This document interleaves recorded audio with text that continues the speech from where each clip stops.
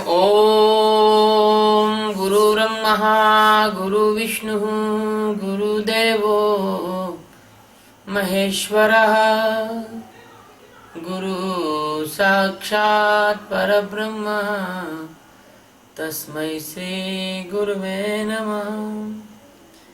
ध्यानमूलं गुरुमूर्ति पूजामूलं गुरुपदम् मंत्रमूलं गुरुर्वाक्यं मोक्षमूलं गुरुकृपा।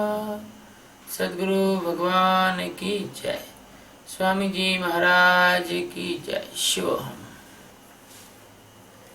ये जो है श्रीमद् भगवद गीता का तीसरे अध्याय का 25वां श्लोक है। और इस श्लोक को लेने के पहले हम इस पृथ्वी पर मारे जा रहे निर्दोष लोगों के प्रति भगवान से प्रार्थना करते हैं कि आत्मा को शांति दें, क्योंकि आज हमने इंटरनेट पे कुछ ऐसे विवश दृश्य देखे जो इराक में यज़दी लोगों को, निर्दोष लोगों को मारने के हमने देखे दृश्य। हम भगवान से प्रार्थना करते हैं कि प्रभु कुछ ऐसा करो कि धर्म के नाम पर जो ये निर्दोष लोगों की हत्याएं हो रही हैं, ये रुकना चाहिए। विश्व के किसी शक्ति संपन्न देशों को प्रभु सद्बुद्धि दे कि वो इन पे हस्तक्षेप करके ऐसे लोगों को, निर्दोष लोगों को मरने से रोकें। और अब श्लोक लेते हैं कि सक्ता कर्मण्य विद्वांसो यथा कुर्वन्त भारत कुर्वादिदास्तथा सक्ता इश्चकीर्वुलोक संगग्रहं। सक्ता कर्माणि अविद्वांसः यथा कुर्वन्ति भारत कुर्याद विद्वान तथा असक्त चिकीर्ष लोक संग्रहम।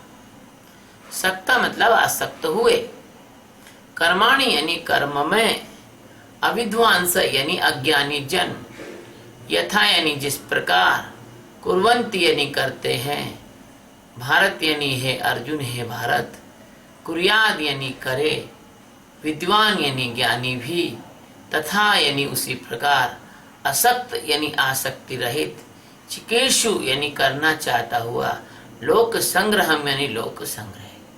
हे भारत, कर्मों में आसक्त हुए अज्ञानी जन जिस प्रकार काम करते हैं, आसक्ति रहित विद्वान भी लोक संग्रह करना चाहता हुआ उसी प्रकार से कर्म करे।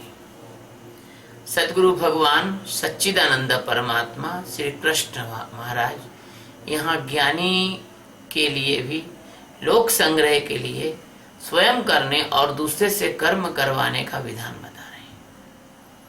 अधिकाधिक जिज्ञासु और आत्म कल्याण चाहने वाले लोगों को एकत्र करने के लिए, इकट्ठा करने के लिए ज्ञानी सद्गुरु उसी प्रकार से प्रेम और आसक्ति का प्रदर्शन करें जैसा कि अज्ञानी अपने सगे संबंधियों से करता है।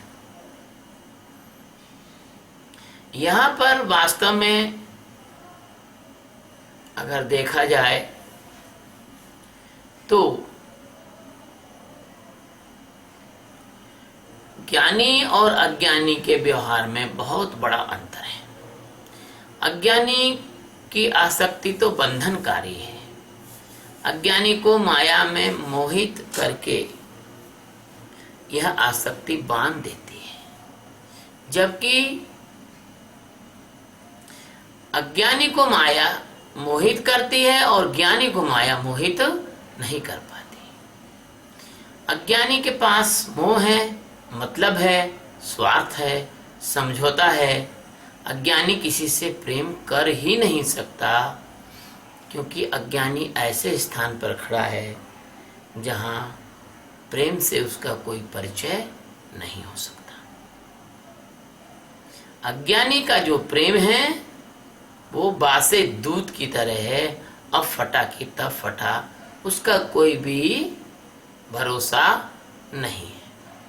किंतु ज्ञानी का प्रेम निष्काम होता है, निस्वार्थ होता है, मोह से रहित होता है,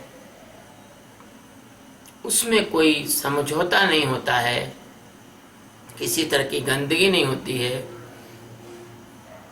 और जो ज्ञानी होते हैं उनका जो प्रेम है वो एकदम शहद की तरह मीठा, निर्मल, गुणकारी, चिर स्थायी, निस्वार्थ, बेवजह और परिस्थिति निरपेक्ष होता है। वह निर्बंध होता है और सदा सदा के लिए नूतन होता है। और शहद जैसे जितना पुराना शहद होता है वह उतना ही ज्यादा स्वादिष्ट और गुणकारी होता है, औषधि गुणों से युक्त होता है। ऐसे ज्ञानी का प्रेम जितना जितना पुराना होगा, ज्ञानी का प्रेम जितना जितना पुराना होगा, वह उतना ही नूतन होगा, उतना ही श्रेष्ठ होगा। ज्ञानी से आपका संबंध भले ही किसी भी तरह का, किसी भी स्वार्थ के लिए हो, भले ही आप किसी ज्ञानी के पास लड़का मांगने जाएं, या किसी ज्ञानी के पास किसी मुसीबत से छुटकारा मांगने जाएं, या किसी ज्ञानी के पास कोर्ट कचहरी के चक्कर से बचने के लिए जाएं, या किसी ज्ञानी के पास घर गृहस्थी का झगड़ा लेके जाएं। लेकिन आप जब देखेंगे कि ज्ञानी के पास आपका जाना ही बड़ा महत्वपूर्ण है, चाहे आप किसी भी मतलब से जाएंगे, लेकिन जैसे ही आप ज्ञानी के पास जाएंगे वैसे ही आपके जीवन में कुछ अमूल्य सा घटित होने लग जाएगा। और ज्ञानी से आपका संबंध बनने पर क्या होगा, धीरे धीरे ज्ञानी आपको अपने रंग ढंग में रचा बसा लेगा। भगवान कहते हैं कि ज्ञानी ऐसा ना करे कि ज्ञान प्राप्त हो जाने के बाद हिमालय चला जाए, किसी कंदरा में चला जाए, किसी गांव में गुमनाम होकर जीने लग जाए और चुपचाप से अपने दायरे में कैद हो जाए। ऐसा ना करे ज्ञानी। क्यों? यदि ज्ञानी अपने तक ही सिमट जाएगा, यदि किसान अपना गेहूं खुद ही खा लेगा, बाजार में किसी को नहीं देगा, यदि गेहूं का जो बीज है वो अगले साल बोने के लिए नहीं बचाया जाएगा, तो इस दुनिया से फसलें नष्ट हो जाएंगी, खाद्यान्न नष्ट हो जाएंगे। ऐसे ही यदि ज्ञानी इस तरह से और एक तरफ अलग थलग सारे संसार से कटा हुआ हो जाएगा, तो ब्रह्म का बीज नष्ट हो जाएगा, ज्ञान का बीज नष्ट हो जाएगा। आगे आने वाले जिज्ञासु सद्गुरु नहीं बन पाएंगे और ये मशाल बुझ जाएगी। इसलिए भगवान कहते हैं कि ज्ञान होने के बाद भी ज्ञानी का ये कर्तव्य है कि वह संसार के जिज्ञासुओं के लिए, लोक संग्रह के लिए उनको संग्रह करे, उनको इकट्ठा करे और उनमें उनको ज्ञान कराने का पूरा पूरा प्रयास करे। आपको सामान्य संसारियों की तरह ज्ञानी भी कर्म करते हुए दिखाई दे सकते हैं। आपको लग सकता है ज्ञानी हंस रहा है, रो रहा है, पुचकार रहा है, बात कर रहा है, अच्छे से बात कर रहा है, लेकिन आपको पता नहीं है कि वो आत्मा में जागा हुआ जो पुरुष है, ज्ञानी है, वह ऊपर ऊपर से आपकी तरह दिखाई देता है, ऊपर ऊपर से आपको कर्ता के समान लगता है, अंदर के तल पर वो निर्लेप है, निस्संग है, निरालंब है, मात्र अभिनय कर रहा है, मात्र वो एक्टिंग कर रहा है, परंतु उसका अभिनय भी इतना सच्चा है कि आपका जीवन उतना सच्चा नहीं। मैथिली शरण गुप्त अपनी पंचवटी में कहते हैं कि बन की एक एक हिम कणिका जितनी सरस और सुचि है, क्या सौ नागरिक जनों की उतनी विमल रम्य रुचि है। ज्ञानी वन की एक हिमकणिका एक ओस की बिंदु की तरह निर्मल, पवित्र और शांत होता है। वो लगता है कि वो काम कर रहा है, लेकिन वो उसके अभिनय में और आपके जीवन के कृत्यों से अधिक श्रेष्ठता है, क्योंकि वह आपके कल्याण के लिए, लोक संग्रह के लिए ही सब कुछ करता है। वह हंसता है, गाता है, वो बातचीत करता है, वो नाचता है, नृत्य करता है, लेकिन वास्तव में देखा जाए तो वो कुछ भी नहीं करता। एक बहुत रोचक प्रसंग याद आता है। एक बार गोपिकाएं और भगवान श्री कृष्ण के पास गई।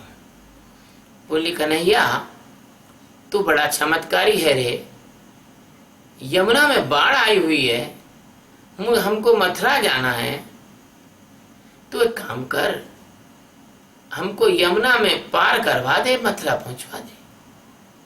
कन्हैया ने कहा, जाओ यमुना से बोलो, यदि कृष्ण ने कभी झूठ ना बोला हो, चोरी नहीं की हो, किसी गोपिका को नहीं छेड़ा हो, तो जमुना हमको मार्ग दे दे। गोपिकाएं हंसने लगी। अरे कन्हैया, कैसी बात करता है तू, हमने तो देखा है तू माखन चुराया है, तू हमको रोज छेड़ता है, और तू कहता है कि ऐसा बोल दो। नहीं, जाओ बोलो। गोपिकाओं ने गई और गोपिकाओं ने ऐसा कैसा बोला, और यमुना जी ने उनको रास्ता दे दिया। चली गई, अपना माखन, अपना दही, सब कुछ वहाँ पर मथुरा में दे दुआ के बेच बिछा के वापिस आई।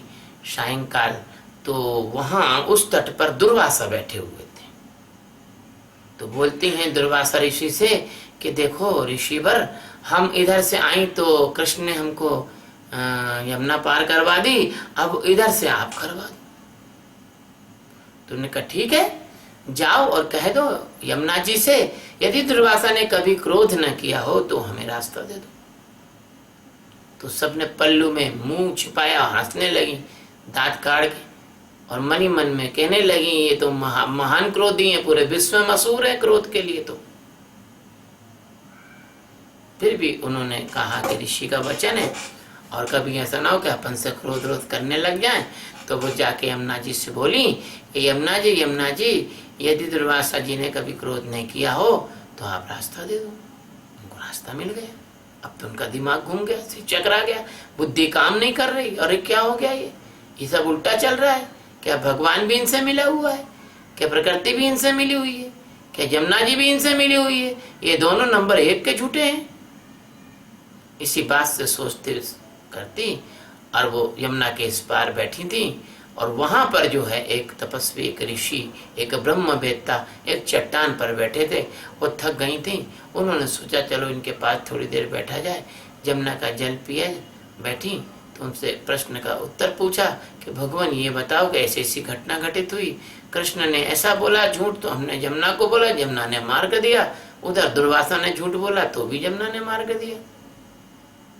तो वो ब्रह्मवेत्ता ने उनको कहा कि अरे गोपियों, कृष्ण जिस स्थान पर बैठे हुए हैं, जहाँ वो जी रहे हैं, वहाँ कृत्य का कोई संबंध नहीं है।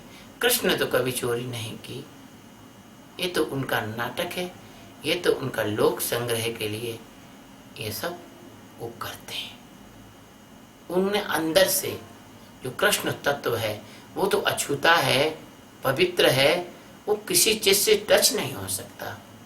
तो जो ज्ञानी होते हैं ना, वो इस कृष्ण तत्व में, इस पवित्र तत्व में जीते हैं। और दुर्वासा के बारे में कहा, वो भी यही बात है कि ब्रह्मवेत्ता हैं, वो ब्रह्म में जीते हैं, ब्रह्म में रमण करते हैं, और जो माया के कृत्य उनसे कोई संबंध, उनका लेना देना है नहीं। तो गीता के इस सूत्र में ज्ञानी को भगवान ने विद्वान कहा है, क्योंकि वास्तविक सत्य जो है, जो विद्या है, सत्य विद्या है, वह तो ज्ञानी के पास ही है। उसका ज्ञाता तो ज्ञानी ही है। अब दुनिया के सारे शास्त्रों को आप अक्षरशः एकदम मक्खी टू मक्खी कंठस्थ याद कर लो, एक एक शब्द का क्रम, एक एक पेज याद कर लो सारे शास्त्रों का। पर आप कंप्यूटर तो हो सकते हो, आपका वो Greenwich book of world record में नाम तो लिखा जा सकता है, आप कंप्यूटर से कंपटीशन तो कर सकते हो, लेकिन आप ज्ञानी नहीं हो सकते हो। क्योंकि ज्ञान यह तो आत्मा को जानकर आत्मा में जीने की कला है। कबीर साहब कहते हैं कि सब जाने नहीं होते हैं, एक जाने सब होए। आत्मा को नहीं जाना तो तुम्हारा विश्व विख्यात विद्वान होना भी मात्र 2 कौड़ी का है। आपकी कोई भी कदर नहीं है यदि अपना आत्मा को नहीं जाना। भले आप कबीर पर, नानक पर, दादू पर, पलटू पर, रविदास पर, मीरा पर, तुलसी पर पीएचडी कर लो, लेकिन आप ज्ञानी नहीं हो सकते। आजकल के तथाकथित विद्वानों के बारे में लोगों को भ्रम है, और भैया बहुत बड़े विद्वान हैं, ऑक्सफोर्ड यूनिवर्सिटी के तो विजिटिंग प्रोफेसर हैं, 20-25 तो भाषा के ज्ञाता हैं, इतनी तो किताबें पढ़ी हैं, इतनी तो किताबें लिखी हैं। आप समझ लें कि आदमी पीएचडी करके, पुस्तकें कंठस्थ करके और अच्छा वक्ता बन के पेट तो भर सकता है, परंतु मनुष्य आत्मज्ञान बिना बिल्कुल अधूरा है, और यह आत्मज्ञान बिना सतगुरु के कभी भी प्राप्त नहीं किया जा सकता। कभी सोच मत लेना सपने में भी। आज इंटरनेट पर एक पोस्ट आई, एक व्यक्ति ने लिखा कि हमारे गुरु महाराज तो कृष्ण भगवान है, इसलिए अब किसी को गुरु मत बनाओ। ऐसा नहीं है। जो दादा है, नाना है, बाबा हैं, आजा हैं, परदादा हैं,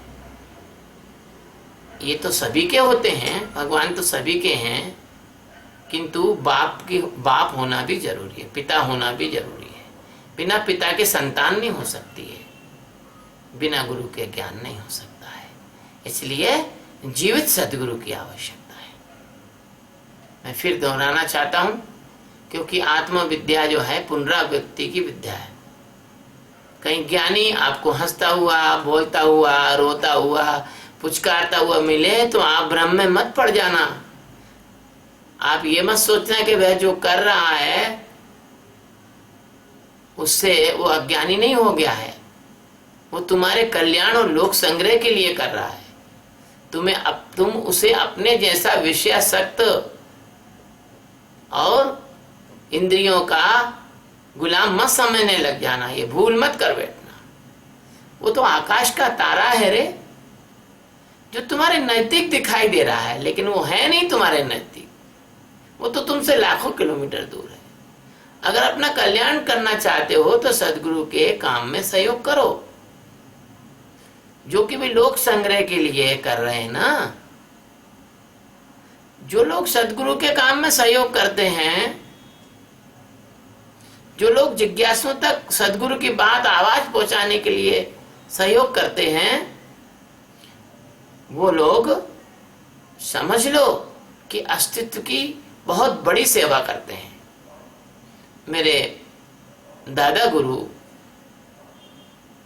स्वामी अखंडानंद जी महाराज एक गीत गाया करते थे।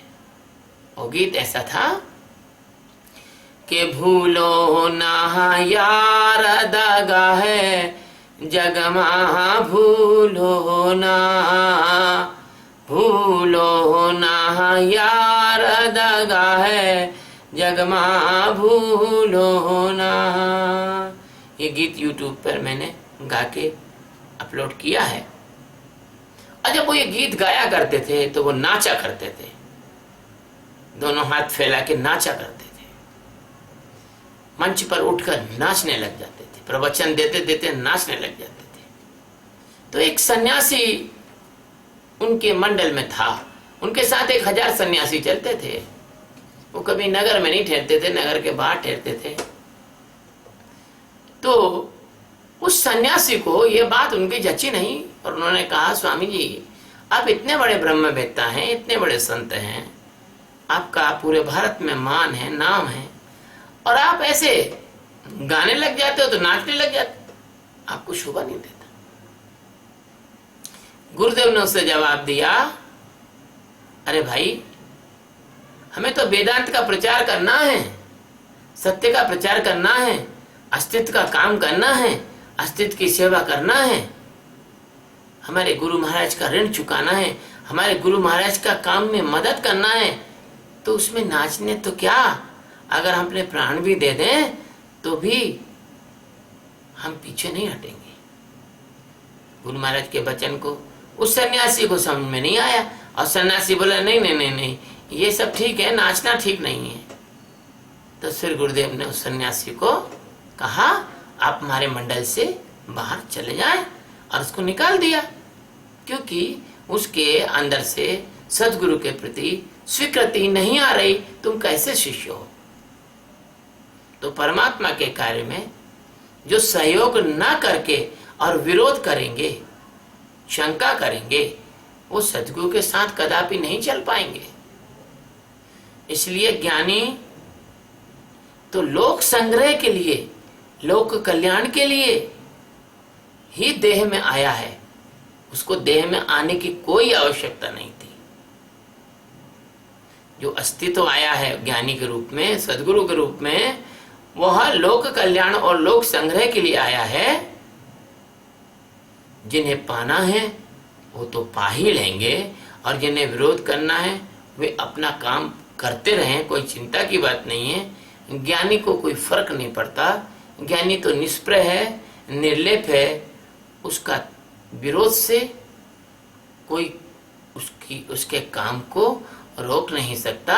भगवान सदगुरु श्री कृष्ण इस श्लोक में यही बात कह रहे हैं कि ज्ञानी को भी लोक संग्रह के लिए और ऐसे कर्म करना चाहिए, इस ढंग से कर्म करना चाहिए जैसे कि संसार में अज्ञानी लोग करते हैं, ताकि ज्ञानी और अज्ञानी का इतना बड़ा फासला ना हो जाए कि अज्ञानी ज्ञानी के पास तक आने में समर्थ ना हो। सतगुरु भगवान की जय। स्वामी जी महाराज।